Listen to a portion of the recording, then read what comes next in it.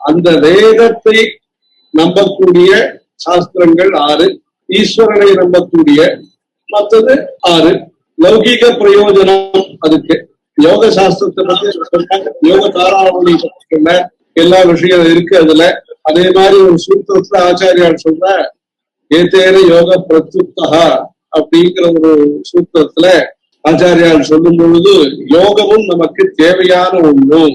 சித்தாந்தத்துல யோகத்துக்கும் இந்த அத்வைத தத்துவத்துக்கும் வித்தியாசம் இருந்தாலும் இந்த அத்வைத சாதனையை பண்றதுக்கு மனசுக்கு ஏகாக்கிரதை தேவைப்படுது. அந்த மனசுடைய ஏகாக்கிரதைக்கு இந்த யோகம் யம நியம பிராணாயாம பிரத்யாகார தியான தாரண சமாதி இதெல்லாம் அஷ்டாங்கம் சொன்னாலே அந்த ரெண்டும் தேவை.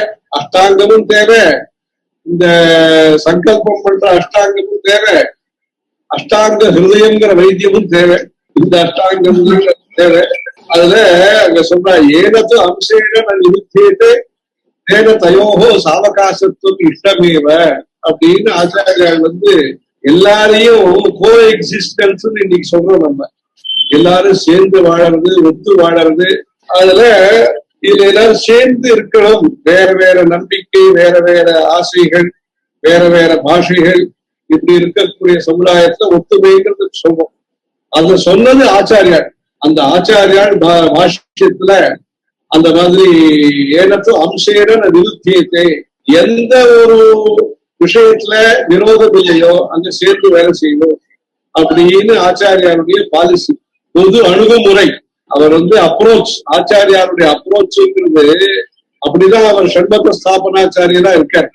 ஆஸ்திகம் வைதீகம் இதை மையமா வச்சுட்டு எல்லாரையும் ஒண்ணு சேர்த்தார். அதனால அதுல யோக சாஸ்திரமும் தேவைங்கிறது பத்தி ஆச்சாரியார் அப்படி ஒத்துட்டு இருக்கா. சித்தாந்தம் அப்படின்னு வரும்போது வேற, மற்றபடி அந்த அத்வைத உபாசனைக்கு மனசு சித்த சுத்தி அதெல்லாம் வேணும். அதுக்கு யோகம் எல்லாம் பண்ணணும்னு சொல்லியிருக்கேன். அந்த யோக சாஸ்திரத்தை பத்தி அவர் சொன்னார். ஹரஹர சங்கர.